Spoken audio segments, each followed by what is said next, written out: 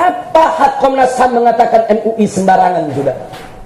MUI mengeluarkan fatwa tersebut tidak sembarangan, tapi untuk melindungi akidah umat Islam. Saya tanya, melindungi akidah umat Islam sembarangan tidak? Yang kedua, Komnas HAM menyerukan kepada masyarakat untuk tidak melaksanakan fatwa MUI. Ini lebih kurang ajar lagi. Jadi dia memprovokasi masyarakat supaya tidak menjalankan fatwa. Jadi Komnas HAM ini, saudara, telah memposisikan diri sebagai musuh MUI, musuh ulama, musuh umat Islam. Nggak boleh ada pernyataan semacam itu. Ditambah lagi MUI juga sejalan dengan pernyataan Presiden, Menko Polhukam dan Kapolri menyatakan bahwa fatwa itu bukan aturan negara. Jadi nggak perlu untuk dilaksanakan. Negara kita ini mau dibawa kemana? Kalau aturan agama mau ditinggalkan, negara kita mau dijadikan negara komunis, negara PKI, negara ateis, negara yang tidak tunduk kepada hukum agama.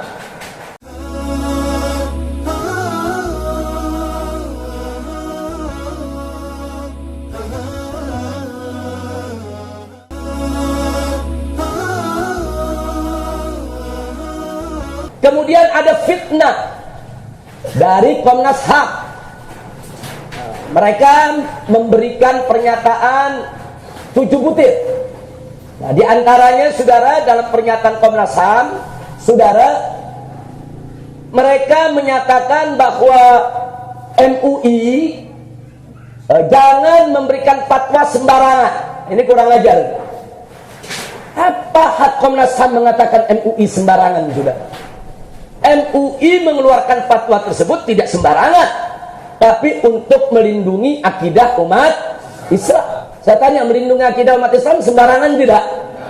Yang kedua, Komnas HAM menyerukan kepada masyarakat untuk tidak melaksanakan fatwa MUI. Ini lebih kurang ajar lagi. Jadi dia memprovokasi masyarakat supaya tidak menjalankan fatwa. Jadi Komnas HAM ini, saudara, telah memposisikan diri sebagai musuh MUI, musuh ulama, musuh umat Islam. Nggak boleh ada pernyataan semacam itu. Ditambah lagi MUI juga sejalan dengan pernyataan Presiden, Menko Polhukam dan Kapolri menyatakan bahwa fatwa itu bukan aturan negara. Jadi nggak perlu untuk dilaksanakan. Negara kita ini mau dibawa kemana? Kalau aturan agama mau ditinggalkan, negara kita mau dijadikan negara komunis, negara PKI, negara ateis, negara yang tidak tunduk kepada hukum agama. Nah, maka itu saya sampaikan protes keras. Saya buat 5 stiker, saya sebarluaskan kemana-mana, saudara, untuk mengganyang Komnas HAM. Apa sih prestasi Komnas HAM selama ini, saudara? Prestasi Komnas HAM, 1, membela Ahmadiyah dan aliran sesat. Nah, itu prestasinya. Yang kedua, membela kaum LGBT, saudara, dan kaum liberal. Nah, sampai-sampai di Depok, saudara, Komnas HAM ikut jadi panitia, yaitu kontes waria. Ini fakta real. Kemudian di Surabaya, Komnas HAM dilibatkan untuk menggelar konferensi gay internasional. Jadi itu prestasi Komnas HAM, saudara. Yang ketiga, Komnas HAM, saudara, mati-matian mendorong pemerintah supaya membatalkan seluruh perda syariat, dan berhasil. Sampai Jokowi itu membatalkan 300 lebih perda-perda syariat di seluruh Indonesia. Jadi ini negara mau dijadikan negara PKI, negara komunis. Sampai perda-perda syariat yang dimaksud perda syariat, di Padang ada perda perempuan-perempuan nggak boleh keluar malam sendiri, itu dianggap perda syariat, saudara. Kemudian di Makassar ada perda anak lulus SD nggak boleh masuk SMP yang beragama Islam kalau belum bisa ngaji Al-Quran. Saya tanya, bagus tidak? Tapi kata Komnas HAM, enggak, ini diskriminatif. Kata Komnas HAM, saudara, ini merubah Pancasila. Nah, ini mau mengganyang NKRI, ini merusak kebinekaan. Jadi dia dorong-dorong itu pemerintah supaya perda-perda semacam itu dibatalkan, termasuk perda-perda yang melarang minuman keras di seluruh Indonesia dibatalkan. Jadi nggak boleh ada daerah yang melarang minuman keras, saudara. Sampai Presiden mengeluarkan keputusan minuman keras itu boleh untuk diperjualbelikan di seluruh Indonesia. Kalau ada perda yang melarang penjualan minuman keras di provinsi manapun, itu berarti bertentangan dengan Kepres dan harus dibatalkan. Mereka batalkan. Itu prestasi Komnas HAM. Saudara, apa pernah Komnas HAM bunyi ada suaranya ketika umat Islam dibantai di Ambon dan Poso? Nggak ada. Nggak ada, saudara. Nah, jadi ini Komnas HAM ini mau bersuara untuk siapa? Saudara. Nah sekarang kata Komnas HAM tidak boleh ada pemaksaan. Baik, kita mau tanya mereka, kalau ada pegawai muslim di satu perusahaan, kemudian dipaksa memakai topi sinterklas, itu kan melanggar HAM. Kenapa Komnas HAM tidak membela itu pegawai muslim yang dipaksa? Untuk kerja buat siapa dia? Dia kerja buat rakyat bangsa Indonesia atau kerja buat orang Kristen? Nah ini jadi persoalan, saudara. Nah maka itu umat Islam hal-hal begini harus bersuara. Dan laskar-laskar cyber kita, saudara, jangan diam. Pokoknya ada situs-situs dimanapun yang menyerang Islam, menyerang Majelis Ulama Indonesia, menyerang ulama, habisi, serang, saudara. Jangan diam, serang, ganyang, habisi. Semua situs manapun yang menyerang daripada kepentingan perjuangan Islam. Kira-kira jelas tidak? Paham semua? Dan jelas kok, saudara. Kenapa kita tidak boleh ikut Natalan? Pertama, itu bagian ritual keagamaan mereka.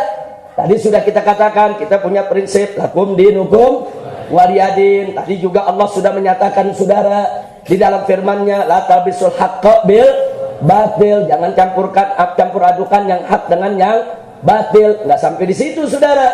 Nabi juga mengatakan, man tasabbaha biqaumin fahuwa minhum. Barang siapa yang ikut-ikut meniru-niru, saudara, apa-apa perbuatan perilaku daripada orang-orang suatu kaum, maka dia termasuk golongan itu. Jangankan urusan Natalan, jangankan urusan pakai salib dan topi sinterklas, saudara. Nabi alaihissalam waktu di kota Mekah, beliau mengajak para sahabat untuk puasa 10 Muharram. Puasalah sahabat setiap 10 Muharram. Begitu Nabi hijrah ke Madinah, saudara, Nabi memperhatikan suatu ketika di suatu tahun, ternyata orang-orang Yahudi setiap tanggal 10 Muharram mereka juga puasa. Selidik punya selidik, Nabi tanya, kenapa sih 10 Muharram mereka puasa, kok girang bener ini Yahudi? Apa mereka jawab kepada Nabi, ya Muhammad, hari ini hari kemenangan Nabi kami, hari ini hari kemenangan Musa, hari inilah Tuhan kami menyelamatkan Musa daripada kejaran Fir'aun. Kemudian apa kata Nabi alaihissalam? Nahnu ahaqqu minkum bi Musa. Kami umat Islam lebih berhak untuk senang gembira dengan kemenangan Nabi Musa daripada kalian kayak orang Yahudi. Kemudian setelah itu apa? Nabi kumpulkan para sahabatnya. Saudara, kata Nabi, jangan tinggalkan itu puasa tanggal 10 Muharram. Jangan kalah dengan orang-orang Yahudi, tapi khalifuhum.